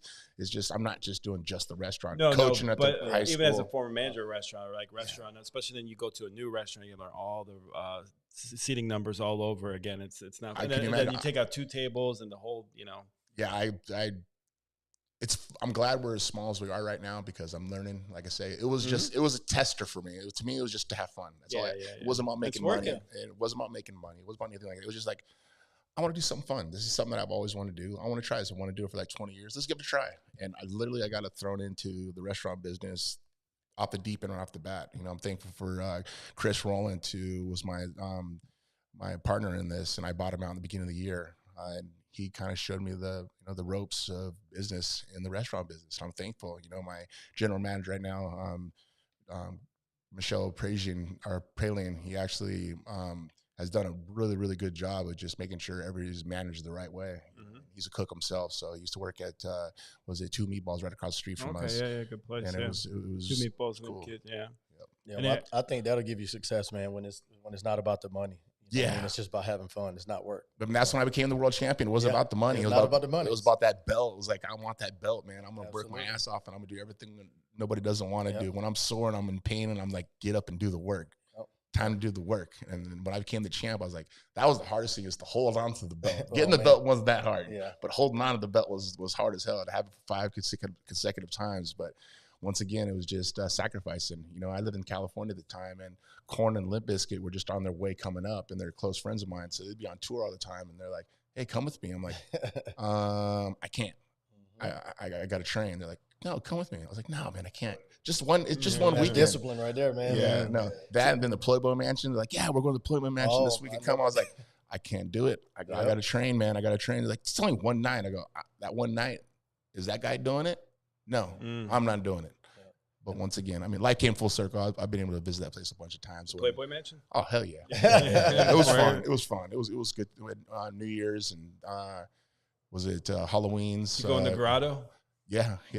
I never swam in it. I'm kind of weird about things like that. I'm a clean freak. I wash my hands at least 30 times a day at the restaurant. In the grotto, I'm a clean freak. I like things super, super clean. I think that's a good example, though, Tito. Just of what a man's supposed to be. You know what I mean? Someone has the potential to be violent and have the ability to protect themselves and do all this, but the disciplines are not. And man, I think that's pretty awesome, and it's a good example of what these young men need today. You know, I'm talking to my kids about that all the time, man. I'm like, look, dude, I can't save you. I can teach you this, show you this, but man, you have to have the potential to be able to protect yourself, protect your family, do all these things, but the discipline to not do it. Yeah, the discipline is the most important thing, you know. And like I tell my kids all the time, and they know it now, but it's like when you shake someone's hand, you introduce yourself, you introduce your name, you look them straight in the eye, and you shake their hand. Don't ever shake a person's hand sitting down. Make sure you're standing up. Because always talk up when you speak up. Make sure your bed's made at night. Because when you come home and you have the worst day of your life, your bed's made and you come home. That's right. Yep. There's like so many things that I never learned from my father, but it's stuff that I learned from movies. That was like one of my biggest things growing up was I watched a movie, not for the excitement. I watched for what the message was they try to get across. Yeah. And it helped me. It's like I relived the Facts of Life and watching the Facts of Life. It's great crazy. show. Underrated show. Facts of Life. I get that too, man, because I learned, you know, it's crazy for me, though. I think it's a spiritual thing, man. Like when I encounter people, I have experiences, or let's say you and I know each other, Tito, and when you tell me your experiences, I live them, I learn from it. Yes. You know, I remember, you know, growing up in a small town, Clewiston, I had a variety of friends, and black, white. I was always different. I always felt like I was a bit of an outcast because I grew up in a predominantly black community, but I've always just felt a little different, and that doesn't mean I'm different in that way, but because I'm a black, I'm proud to be. But you know, I even going to like some of my, because growing up in my household, man, we didn't have family dinners. We didn't eat family dinner together at a table and all this. And when I would go to my friend's house, my white friend's house, I'm sitting there and I'm like, I didn't even know how to eat, but I would learn. They didn't know. You were watching. Yeah. And like my Pop Warner coach, I was 7 years old. You got a lot in common. Dude, I'm telling you, I was 7 years old and like playing football, and my coach would have us spend the night at his house, and his son, Clint, was one of my best friends. And we would spend the night, and while we were over there, they're eating dinner. I play golf with them now, and I'm like, Coach, you have no idea what I learned from you. And you didn't know it. But I was watching, and at the same time, I'm just like this. And that's why, like, for me, I'm comfortable moving in any room. It doesn't matter how much you have, how much you doesn't. That is not big to me, but it's just being able to learn, man. And even at my age now, I'm still looking to learn more. You always got to learn. Yeah. I'm always learning something myself. Yeah, and it's kind of funny that you say that, because when I grew up, I mean, we grew up on welfare cheese. Everybody cut the green off, food stamps, got powder milk. I mean, as a kid, I had a really, really hard time growing up, and I thought it was a normal life to me. But then I went to my friend's house, and they're Republican family, and they had nice houses. Like everybody like sat at the table, everybody sat and had dinner. I was like, this is kind of cool. And then like they had nice cars. I'm like, how do you guys get that car? Like, we work hard. We just work, we work, and we work, and we work, and we work. I'm like, how do I get that? You got to work hard. And this goes back to my friends from Limp Bizkit, or from Korn. They had a Rolls Royce Phantom. I was like, how'd you get that Rolls Royce? He's like, man, we're in the studio every single day for 5 to 6 months at a time, but we work our ass off. I'm like, sure. Okay. So I understood. It took 15 years to get my Rolls Royce Phantom. You know, I got a 2007 Rolls Royce Phantom with 24s on it, and it's my dream car. And I have it, but like I say, a kid coming from nothing and be able to win this or make this American dream truly happen. It was just all the sacrifices I did, and being honest with myself, and had integrity for myself, and treat people the way I want to be treated. Because if I treated people like shit, I don't think I would have anything I have. No, for sure. I really don't think. I think God blesses us with what you output to your community or your surroundings of the people you're with. And I tell my boys all the time, it's like, show me your 5 friends and I'll show you your future. Absolutely. And it's cool because a lot of friends I hang out with, they say the same thing to them. And it's like, you guys need to understand, like, I'm not yelling at you to be a mean dad. I'm yelling at you because I want you guys to understand how important these little small decisions are in your life right now, because later on in your life, these decisions are going to be bigger, and are you going to make the right decision? If you made it when you were younger, when they're small decisions, you made the right decision. When you're older, they're bigger decisions. You'll make the right decision because you remember when you were younger, because I've gone through it, and I still do it even now to this day. I mean, literally to this day, I make sure I do make the right decision for the future of my family, the future of myself, the future of my name. There's only 2 things I have for the rest of my life, and that's my word and my name. That's it. That's all I got. And I want to teach my children that same thing, and I do, and I try to. And it's hard. Like I said earlier, all the parents out there, man, it's the most unselfish thing in the world is having children but you have to do it for them. Don't give them everything they want. If they say no, like my kids didn't get cell phones until they're 15 years old. Like, and now I think they have had their cell phone for maybe 2 months since then. I take it away because they don't get good grades. I'm like, all right, your phone's gone. Yep. Like, you got to earn it back. Yeah, for sure. Just little small things. You got to make them, work for everything they have. It's important. But, and they watch us. It's like for me, like I grew up watching my dad being a huge giver. He give anything to anybody. And I didn't realize as much of how much of an impact he had on our community until he passed away 3 years ago. And when he passed, that's when everybody would come to me and he's like, oh man, if we wouldn't have had this if it wasn't for your dad. I'm like, wow, man, it makes me feel good and it's pretty cool. But I grew up seeing that, and it's like they say, God knows your heart, right? Yep. If he can't trust you with a little, he won't lift you up a lot. Right. And so my kids have always seen that, and watch us, because even at my house, I'm like, man, our house, it's open to everybody. You know what I mean? Whatever we have, anybody else can have. And a good example, just probably I want to say maybe 3 weeks ago, I took my kids to Lake Placid. They were going to their cousin's lake house, and we stopped at a Wawa gas station. And while we're at the gas station, because I had just had this conversation with my son about dealing with the homeless, and because we come from Close, and our kids aren't used to seeing that. They went to California. My kids, I had that same conversation. Not saying, but I go ahead. We had this conversation, and my son, my 10-year-old son, we got out the car, and there was this guy, and he was probably my age, and he was sitting there, and he was asking for money, and I'm like, in my mind, I was like, man, I don't know. And my son looked over and said, Dad. He pulled out his little wallet. He'd been saving $15. He said, Dad, can I give him money? I was like, and I went to take 10 from him and just to let him have 5. And he took it back like this. He said, no, Dad, can I give him money? I was like, go ahead. And we go inside to go to the restaurant. I mean, we buy what we want. We come out, and we went over. I went to go give it because I wasn't sure. I don't know what people have on their hands, and I wanted to give it to him, make sure my son doesn't, like, put his hand. But my son was like, no, Dad, I'm going to give it to him. And I was like, okay. Yeah. He walks up and he gives him the whole entire 15. Wow. And the guy looks over, man. He said, thank you, man. He said, dude, you're raising your son right. Yeah. And it made me think, because I heard something on either a podcast or something, and the guy was saying, man, he said a homeless guy asked him for $1 or something. He told the guy no. And then he said the guy went to another homeless person, asked him for $1, and that person gave it to him. And he was like, man, he started to get emotional. He was like, dude, what would have hurt if I had given that guy $1?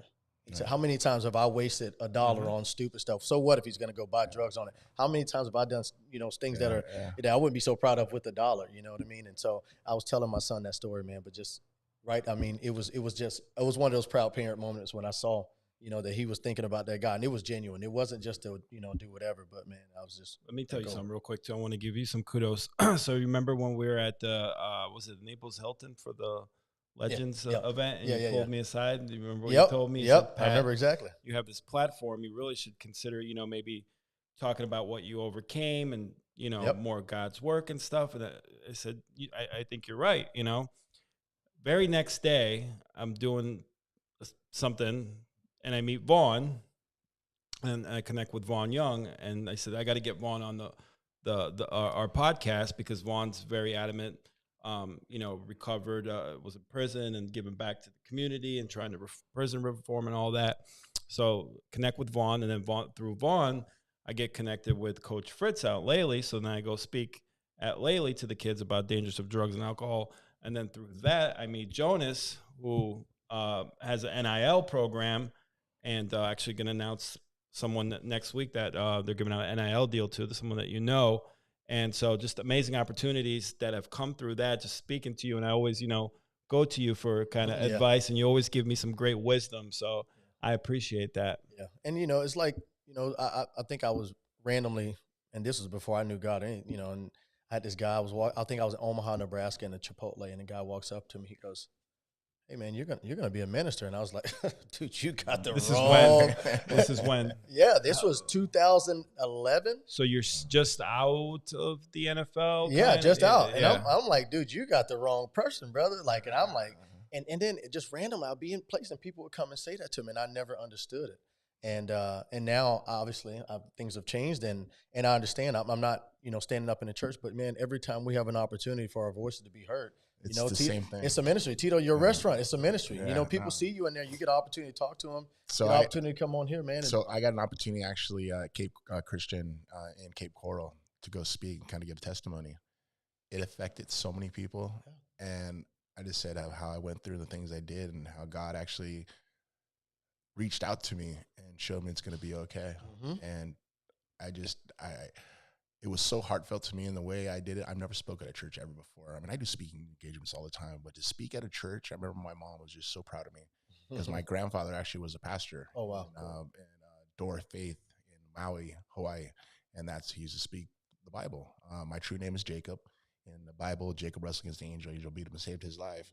Well, my freshman year, before my grandfather passed that November, it was in 1989, and he told me he was from Pensacola, Florida. He goes, now, Tito, you understand this wrestle is going to be good for you. This is going to change your life. He goes, God has good things planned for you. He goes, just stick to this wrestling. It'll teach you everything in life you need to know. I didn't realize my name being Jacob and what Jacob went through in the Bible until I was 25 years old when I picked up a Bible and I started reading because people kept telling me, and I realized the struggles and the things I've gone through, those are all challenges from God. And it was seeing how dedicated I was and what I was willing to sacrifice to become the person that I am today. Yeah, for sure. And that's why he gives me the gifts I'm able to give, or the gifts I'm able to receive, to give the gifts back to the people that need it. Absolutely. That need that little hope, that need that little part of going, I'm going to be okay. Yeah. And I got to tell myself all the time, financially, sometimes I'm not okay. It's like, I got to believe, I got to manifest in my mind, I'm going to make it happen. I'm going to make it happen no matter what. And my kids, my family, Tito, you're going to be okay. And I understand God's only giving me no more than I can handle, no more I can. Absolutely. And I understand. I'm very thankful. So I am on podcasts like this. And yeah, they said, those are the two things you don't talk about. You don't talk about religion. You don't talk about politics. Yeah. Well, the reason they say that, because they don't want people to get educated on the truth behind both of those things. Absolutely. And they should. And they need to be, because we understand what the politicians, what they're fighting for this country, and what faith is for this country. And everybody needs God in their families. Everybody needs God in our schools and in our country in general. It's so important, because if it was for Jesus dying for our sins, we wouldn't be here right now. This would be just lawlessness of just how crazy it is in California. And I think a lot of people don't understand how hard it is for me to leave California like I did, but at the same time, it was for the future of my children. I had to sacrifice for it. No, for sure. And I think a lot of people don't realize, like, you know, if Christians or followers of Christ, believers, you know, if we don't get involved in politics, then who's going to control politics? Who's going to be making policy? The evil one. You understand what I mean? So it's important. The church is governmental. Yeah. You know, so you have to get involved. And it's so many, like, I have to be careful, because one thing I don't want to do is hurt the church. You know what I mean? But I am critical sometimes of leaders when God has given you a position. Not everybody is meant to be a pastor. You know, they have schools for it now. It's like, no, that's a calling that's on your life. Yeah. And sometimes you won't go into that calling until you're 50 years old. Right. But that's all of God's timing. You know what I mean? He allows us to go through certain things to get to a certain point. Shout out to Blake Becker. So what's up? Oh, Big Blake, what's up, brother? We're coming up to do the food review on Wednesday at Tito's Cantina. So we're very excited about that. Awesome. I'd be pulling up in some Rolls Royces and Lamborghinis, courtesy of Cloud9 too. So we'll be pulling up in style. Yeah. And I have to ride with you on that. Yeah. Well, you're a Southwest Florida guy now, right? Absolutely. You're being in the car. There's front row parking too. So there's 2 stalls right in the front. You guys can park there. Okay. Back into that spot. Done. Good. Yeah. Sure, Well, I got you. Appreciate that. Yeah, you should join us. Yeah, because you're in Fort Myers now, yeah, right? Fort Myers, man. Yeah. Talk about Southwest Florida, because when you kind of started hanging out with us down here, you said, "Man, I love what you guys have going on in Naples, Southwest Florida. Really want to be a part of it." Now you made the move to Fort Myers. Yep. You know, talk about that though. Well, I tell you, I was living in Clewiston. It's my small town where I grew up, and after college, went to Virginia Tech, then went to Arizona, and kind of state to state, and I was living over in the Broward area, for the Fort Lauderdale area, and people said, "Why didn't you move to the East Coast?" I said, "Man, listen, that's the devil's playground. I'm past that point in my life. I don't want to. I want things to be a bit slowed down." And I knew the time was coming when I was going to leave Clewiston, and I met you guys, and I came over, and I'm like, man, I just really enjoy the camaraderie. You know what I mean? And it's cool. And it's hard to find that. Shout out to Larry. Absolutely, big Larry. Larry's my boy. No, Larry, definitely. Larry put Wilcoxon. Me in the that's our guy. That's my brother. Yep. And then Blake Becker, obviously, and then Tim and Patrick Dearborn, and then Tito. It's just amazing. It's a good circle, man. And even Blake and I had some private conversations, man. And first time I got on his podcast, man, Blake had me crying, dude. I'm like, what? Yes, in the world I was. even it's like I don't know. I'm really connected with Blake and just in a spiritual I know you way, are. man. Yeah, Blake so, talk about you all the time. Yeah. And Blake calls funny you, the way you talk about Fort Lauderdale because my wife looked at Fort Lauderdale to go live. Don't do it. No. And then when I came here after Hurricane Ian, I'm like, babe, this is like our type of community. Like people help out each other. Absolutely. And I saw the way that the circle was, man. And everybody was like, and I'm looking and I'm like, man, everybody's looking how they want what's best for the kids. These guys are giving like that's my heart and that's what I am. And so Built to Eat, Blake Becker's inviting you for the official food review Wednesday at Tito's Cantina. Hey man, I'm in. Okay. Count me in. So but yeah, man, I like I said, I really enjoyed it and I was like, man, I gotta get a little closer. So I went to Fort Myers. I gotta work my way. So we're gonna see. It's not Fort Myers. Fort Myers. Oh, you gotta learn how to say it. I'm not letting my mom hear me say that. No, but yeah, man. But no, I'm really enjoying it. The kids are loving it. You know, we have access to. Man, I walk out the house. I'm like, man, Publix. So I'm like, what? You guys are. It's crazy. I know. It's funny because when I drive to like Clewiston or Walmart, Belgrade, like you might see like a Dollar General or something. Walmart. You want to pull that up? So and we'll wrap it up here shortly. I know Tito's got a restaurant to run, and Eric, you got both of you got a decent drive back. I just got to get back to my kids. So this is interesting. I saw it popped up while I was doing some show research.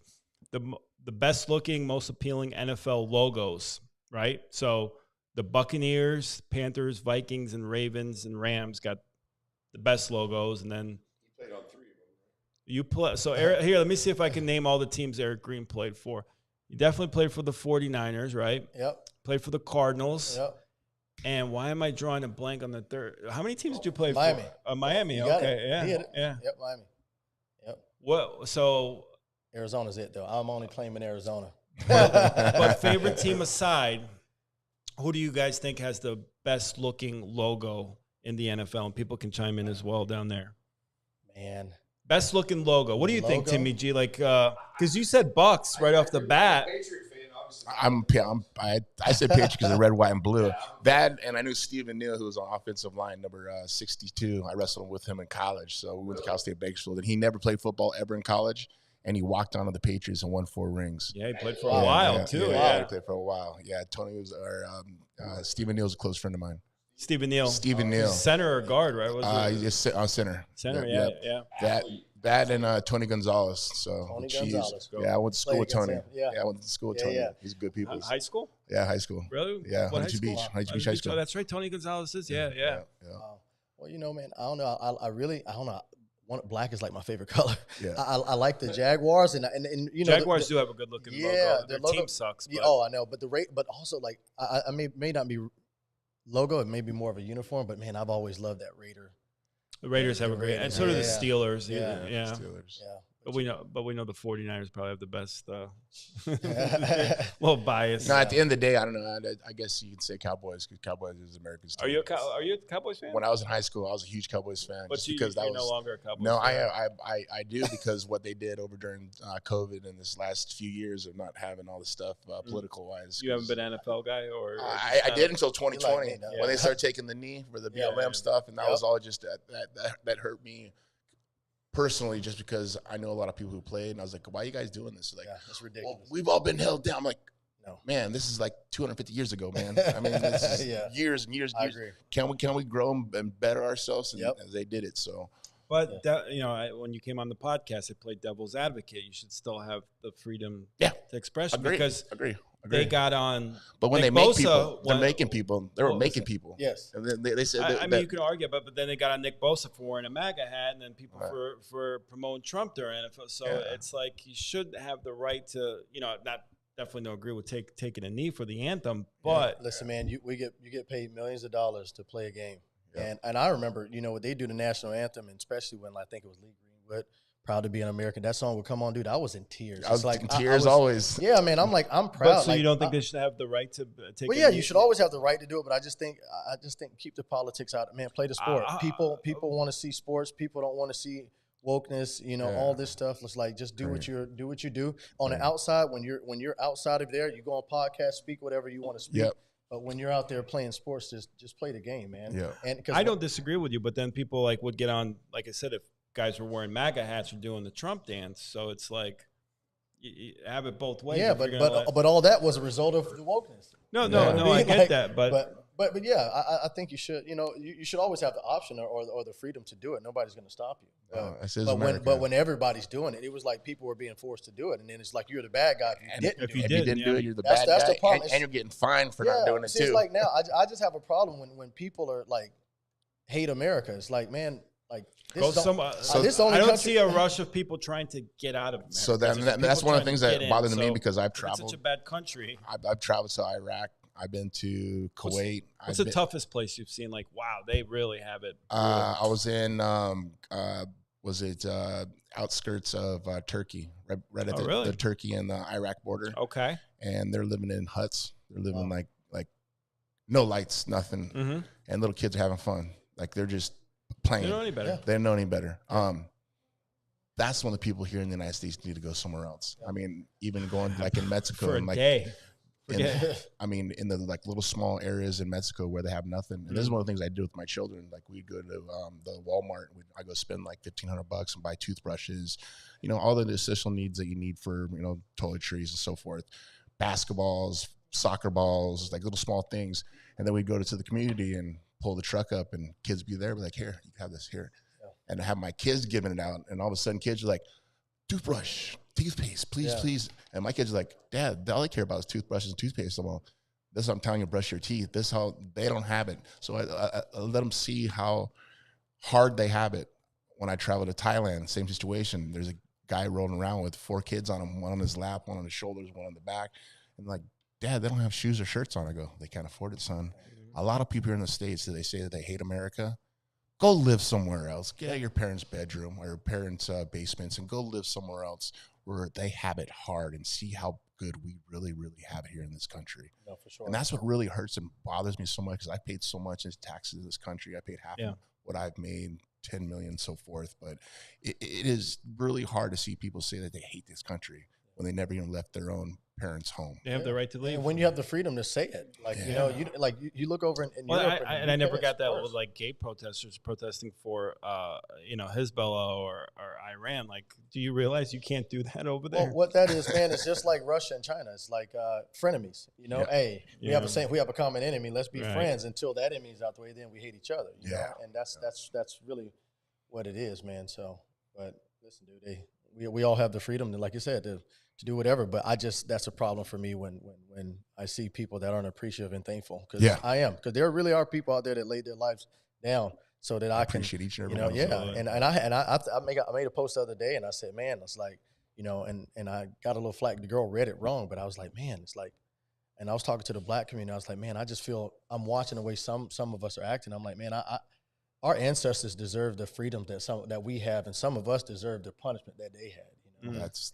And I'm just thankful, man. It's like, how many times we run out here, we really deal with racism. That's not even a thing, When we went to the inauguration up at Trump's inauguration, I walked in there, man, and I was emotional the entire time because I'm looking out and I'm looking at, man, I saw Muslims, Jews, Black. It was more Black people than I expected. I thought I was gonna be like the only brother, but it was filled, and everybody was just like, and I'm like. Well, that's mainstream media pitching out. I'm like, what's really going on in the world? Because, like, are they really fighting? Because I'm not from what I'm seeing, It's propaganda. Propaganda's been pitched. Yeah, man. And it's how you take over a country. You make people believe and divide and conquer. You divide everybody apart so they can't come to each other and help. Yeah. And I've seen stuff on social media. There's a guy who I follow. I can't think of his name at the time, but he walked up to a lady's house and knocked on the door. He came in crutches with no shoes. And he was like, man, is the only way that I can get some Advil. I hurt my ankle really bad. And she's like, yeah, you do ibuprofen? And he's like, yeah. So she went and got ibuprofen, came back. He goes, you don't have shoes. Can I get you some shoes? And it's a black lady. And like, she's poor. She's with her family. She's like, yeah, I got my kids. My husband left. And he's all, well, I'll be right back. You want to get like $1 for a bus? She's like, well, I have $1. And I gave her $1. And then all of a sudden he's like, ma'am, I'm just playing with you. Put the crutches down, started jumping down. And she's like, your ankle's fine? He's like, I just wanted to see how you would react. He goes, here's $1,000. Wow. And changed her life. She's like crying. And this guy's good. He does stuff like that all the time. But it just shows humanity of how good things can be if racism would get canceled out. No, for sure. But people are just trying to expose it so much and just blind people by it. People capitalize off of it. People capitalize off the struggle of others. And it's like, it goes back to my kids. I mean, when they were in 3rd grade, they came home and they're like, Dad, I met this cool little brown friend. He was the coolest kid ever. You got to meet him. I'm like, all right, what's his name? He's like, Tyrone. I was like, all right, cool. Came out and the kid is dark as night. And come out, I was like, my kids don't see that. They don't understand that. And it's like, it was cool because it made me proud. I was like, all right, so I know I'm doing something right. My kids, they don't understand any type of racism. That's funny. That's funny because I was at my son's elementary school. He goes to Central Elementary in Clewiston. And I love what the educators there and the principal and everybody's doing there because actually the principal's son is my son's friend. And he came to my son's football game when my son tried to play football maybe 2 years ago. And he comes to the game and he's looking for one of his friends and the kids. He's a black kid. And I'm like, he's right there. He's number so-and-so. He's like, but where is he? I'm looking for him. I said, the black kid right there. He was looking at me like, what? I was like, this kid didn't even know what I was talking about. When I said the black kid, and I was just like, wow, that's pretty cool. Yeah. That's cool. I saw a message up there with someone was saying the double standard. With Drew Montez Clark, with Tim Tebow. Well, and I say that, Drew. Shout out to Drew Montez Clark. Yeah. No, and people have the right to, when they're out there, they can, give whatever, whether you're a Christian, Muslim, whatever it is. I think that's fine to do that. But when it's the national anthem, that's when you're giving honor and you're giving thanks to those who died before you. That's another opportunity. Now, they wanted to do a salute or something else during the game or whatever, you know what I mean? But not during the national anthem. That was my issue. It's like the national anthem is where we all stand up for those people that literally play this game and make $1 million. So you stand straight, and it's giving them honor. It's thanking them for dying for you. And that's I had no issue with people taking a stand for what a lot of people feel was an injustice, and that happened. You know what I mean? And so I have no issue with that, but it was just the national anthem. That's something that was so important that I think we should all as Americans be unified with. And one thing we understand is as leaders and people that some kid may look up to, there are so many that are going to follow you, but do it ignorantly and not know. And now they're taking it to another level. You understand, which has happened. And that goes back to when I was a kid. I remember it was NWA saying "F the police." Mm-hmm. That was the cool thing. Yeah. And I didn't understand how much we needed the police to protect us. Yep. It's like something happens. Who are you going to call? Who are you going to call? Ghostbusters. I never understood that until I got older when I started giving back to my community. I was like, all right, I'm paying for this. I'm paying for that. I was like, I want to make sure my community's safe. Yeah, for sure. And it was just one of those things that people are the knowledge they get fed to them sometimes is wrong and sometimes is right, but how do they find the differ of what's wrong and what's right? And it's the parent that's there in the household, or it's the father or mother. Hopefully they're still together and they're raising a child the right way, and it's important. It's super important. Sure. I don't know. You're a good dude, man. I me and you have the same views. No, you guys actually, absolutely. You guys cool, man. You guys known each other for years. And no, for sure, man. You guys, when you come from the same place, you guys have some. Eric, no, it's Eric Tito. Good podcast host. If it's flowing, just but you know what, man? Listen. At the end of the day, to make it to the top of whatever it is, man, it requires the same thing. It requires sacrifice. It requires commitment. It requires. Why do you think when you go to college, a kid that went to college automatically goes out, and someone that didn't, they're going to get a higher pay raise or a pay grade than someone else? It's because that person knows how to start something and finish it. And we all know through college, man, you're going to have plenty of distractions. There are going to be times where, hey, come to this party. And it's like, man, I really can't. I got to study. Yeah. And I got to train in the morning. And I got to do this. And it's like, as bad as I want to, because some do it. And then they fail and drop out and get kicked out. Well, that goes you know what I mean? Another situation with me when I was a junior in high school. And I was wrestling, and I had to wrestle the next day. Two of my friends, hey, come with me, man. We're going to do a drop for some people. You can make $300. And $300 is 17 years old. That's a lot of money. I was like, absolutely, I can't do it, man. I got wrestling tomorrow. Mm-hmm. It was a hit for DEA. Wow. They both did 25 years. Wow. They got out of prison when I was 35.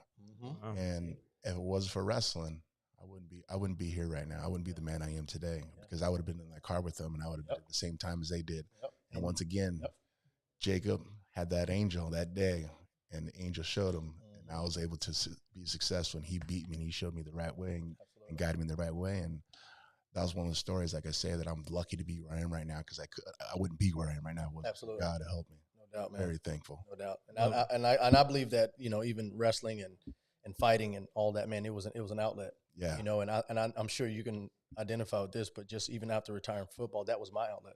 Yeah. So I was 7 years old. It was what I did. You know, I lived with my dad and my stepmom. You know, my dad got me from my mom when I was 6 months old, which I still had a close relationship with her, and still today, my mom and I are like this, and my stepmom and I are like this. You know, but for a kid that's 5 years old, that's, you know, loves everybody equally.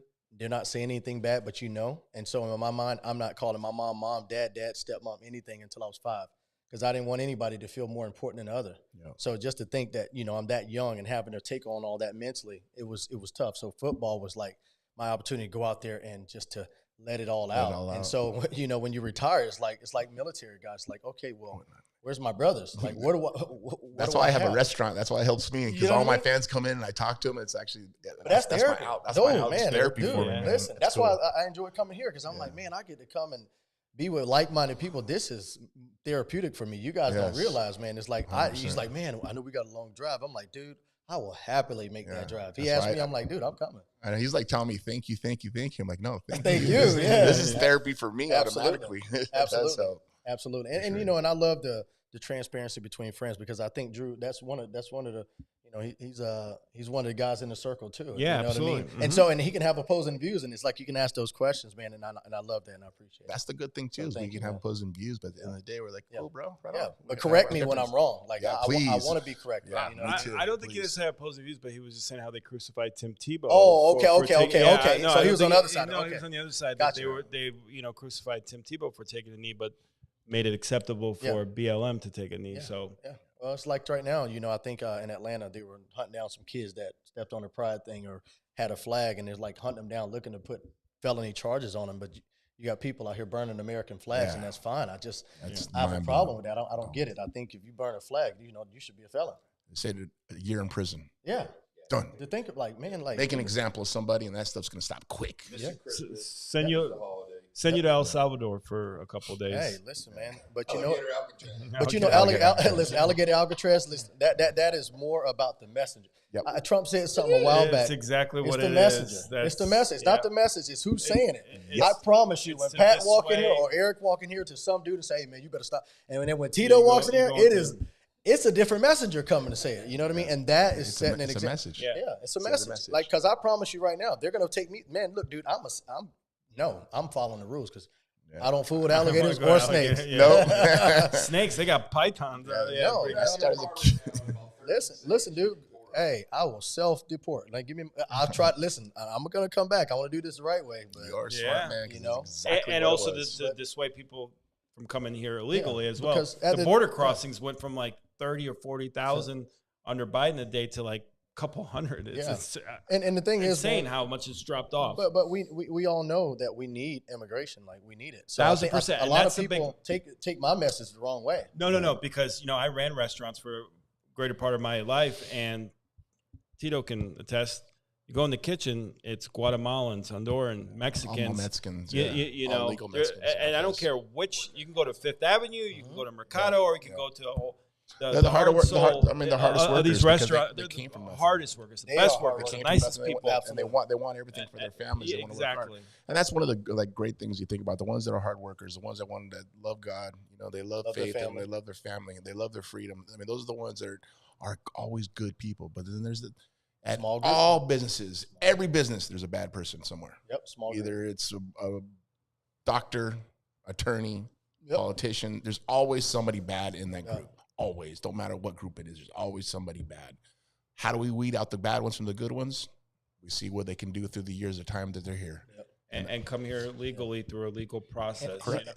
Because I had this debate with a couple of Mexican people too, and they, you know, during Trump in 2016, and I said, well, what happens to Guatemalans trying to cross Mexico legally? They get arrested or shot, you know. So it's like you got to have a country with borders too, and we gotta have you guys back. Yeah, for sure. What's that?